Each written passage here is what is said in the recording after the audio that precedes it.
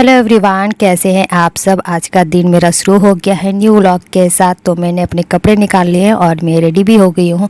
मैं जा रही हूँ अपने फ्रेंड से मिलने, क्योंकि वो ससुराल से आई है। बाहर बहुत ज़्यादा धूप थी तो मैंने अपना फेस कवर कर लिया है, और फ्रेंड घर पे नहीं थी तो मैंने उसकी मम्मी को लच्छा दे दिया और दूसरी फ्रेंड के साथ उसके घर चली गई। मेरी फ्रेंड ससुराल से आई है जिसका हाल ही में एक्सीडेंट हुआ था, मैंने दिखाया था व्लॉग में।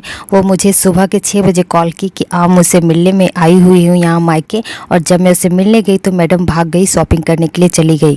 नेक्स्ट डे हो चुका है दोस्तों, यहाँ पे मेरी फ्रेंड मुझसे मिलने आई है। सुबह सुबह ही मुझसे मिलने आ गई और यहाँ पे वो अपने पापा से बात करी है, क्योंकि आज ही इसको ससुराल वापस जाना है। तो जिस गाड़ी से जाएगी, जिस बस से वो वापस जाएगी, उसी के बारे में यहाँ पे बातचीत चल रही है। अपने पापा से बात करने के बाद मेरी फ्रेंड उस आदमी से भी बात कर रही थी जिस गाड़ी में ये लोग जाने वाले हैं। तो ये लोग करीब 5-6 लोग हैं। जो मेरी फ्रेंड है, उसकी दीदी है, उसके हस्बैंड है और बच्चे भी हैं इन दोनों के। तो वो सब जाने वाले, उसी के बारे में यहाँ पे उस आदमी से बातचीत चली कि कितने बजे जाना है।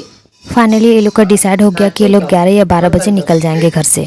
मेरी फ्रेंड को इयररिंग्स चाहिए थी तो मैंने सारे इयररिंग्स निकाल के उसके सामने रख दिए और कहा जो पसंद आए वो ले जा। तो वही वो चेक कर रही थी कि कौन सा उसके पे सूट करेगा, कौन सा वो लेके जाएगी।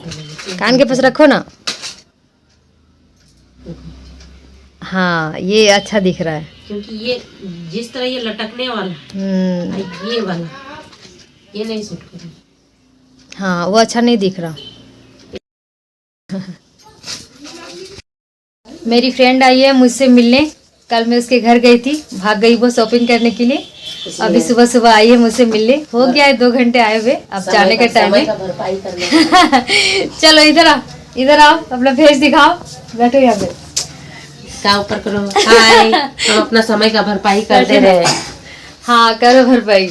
इसीलिए हम आ गए, सोचे हमसे मिलने आई है तो मिल नहीं पाई, इसलिए हम मिल लेते हैं, क्योंकि 11-12 बजे हम अपना ससुराल निकल जाएंगे। ये कल रात को लड्डू दौड़ रहा था और गिर गया, जिसकी वजह से इसको घुटने में चोट लग गई। वही वो दिखा रहा था कि देखिए फुआ मुझे दर्द हो रहा है। फ्रेंड सुबह के 7 बजे आई थी और अभी सुबह के 10 बज रहे हैं। फ्रेंड वापस जाने लगी अपने मायके। घर जाके उसे पैकिंग भी करनी है, क्योंकि ससुराल भी तो जाना है। मैं यहाँ पे अपने फ्रेंड को बोल रही थी कि चलो थंबनेल के लिए फ़ोटो खिंचा लेते हैं, लेकिन धूप डायरेक्ट हमारे फेस पे पड़ रही थी तो वो अपना फेस घुमा ली।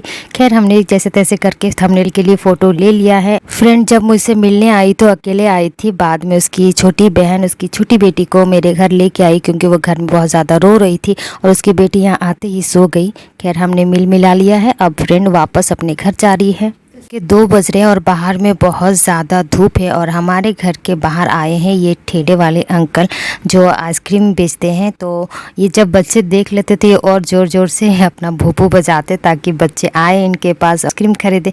और गर्मियों में आइसक्रीम अच्छा भी लगता है खाने में। तो मैंने फिर सबसे पहले लड्डू के लिए एक आइसक्रीम ली, फिर मेरी नीस ने कहा कि वो भी खाएगी तो मैंने फिर 3 ले ली, एक अपने लिए भी मैंने ले ली। और ये 3 आइसक्रीम, ऑरेंज वाली आइसक्रीम हमने ले ली और लड्डू ने अपने हाथों से पकड़ा जब अंकल ने दिया था। ऐसी आइसक्रीम हम लोग बचपन में खाया करते थे हमारे गांव में जब बेचने आते थे अंकल। और वहाँ पे सिर्फ 1 रुपए की मिलती थी ये, अभी तो ये 5 रुपए की हो गई है। तब बहुत सस्ती हुआ करती थी और बहुत सारे कलर्स भी आया करते थे तब। अभी तो फ़िलहाल मुझे एक ऑरेंज ही मिली और शायद एक ग्रीन भी मिलती है, वो तो मुझे अभी अंकल के पास नहीं दिखी। तो ऑरेंज ही था उनके पास, तो मैंने ऑरेंज ही ले ली।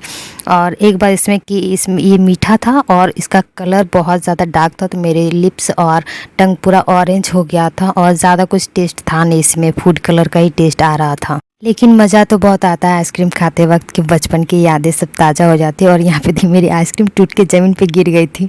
मेरी आइसक्रीम की तरह लड्डू की भी आइसक्रीम टूट के गिर गई थी और लड्डू बहुत ज़्यादा रो रहा था कि मुझे दूसरी आइसक्रीम खरीद के दो, मुझे ये वाली नहीं चाहिए। फिर मैंने कहा देखो मेरी भी टूट के गिर गई है। नेक्स्ट डे हो चुका है और हमारे घर में छप्पड़ का काम चल रहा है। मैंने आपको व्लॉग में दिखाया था कि किस तरह ये हमारा जो छप्पड़ है वो फट चुका है। और ये मेरा रूम है जहाँ पे बहुत ज़्यादा बारिश का पानी लीक हो रहा था और मेरा पूरा रूम भी भर गया था पानी से। तो वही वाला काम चल रहा है। तो मैं लड्डू ऊपर आए हैं देखने के लिए कि यहाँ पे कितना ज़्यादा काम हुआ है। तो ये देखिए यहाँ पे छप्पर लग चुका है और ये इसको साफ़ भी किया गया है क्योंकि बहुत ज़्यादा यहाँ पे पत्ते जमा हो गए थे। और ये देखिए नीचे जो सीमेंट का जो ईंट उठे टुकड़ा वो सब नीचे गिरा हुआ है। उसके बाद हम जाने लगे, देख के करीब 5 मिनट ही हम यहाँ पे रुके, ज़्यादा देर रुके नहीं। उसके बाद हम सब जाने लगे, मैं, मेरी नीस, मेरी भाभी और मेरा लड्डू, हम चारों आए थे देखने के लिए।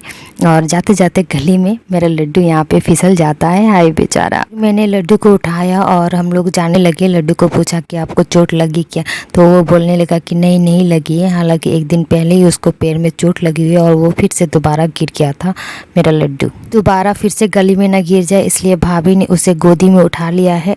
मैंने बिल्डिंग के ऊपर से दिखाया था कि छप्पर कैसा दिख रहा है, अब मैं रूम के अंदर से दिखाती हूँ। तो ये देखिए छप्पर कुछ इस तरीके से दिखता है। पुराना वाला तो फट गया था, उसकी जगह पे न्यू लगा है और ये कुछ इस तरह से चमक रहा है मेरा रूम।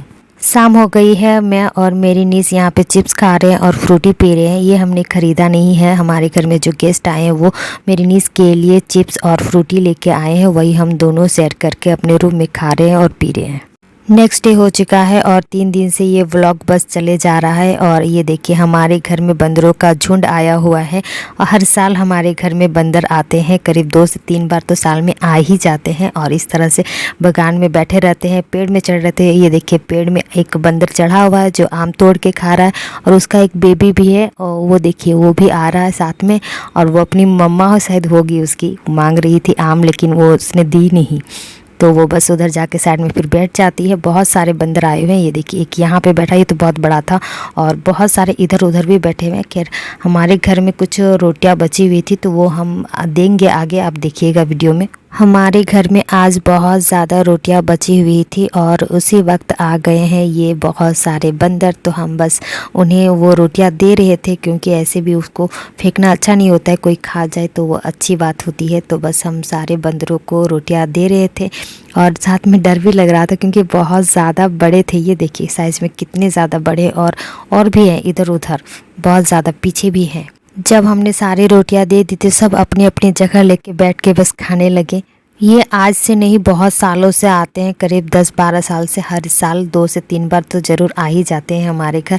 और इसी तरह से बागान में इस छप्पड़ में चढ़ के बैठे रहते हैं और आम तोड़ के खाते हैं और यहाँ पे जो पानी है वो भी पीते हैं। तो ये देखिए एक आया हुआ है पानी पीने, उसका खाना हो गया है, अब ये पानी पिएगा।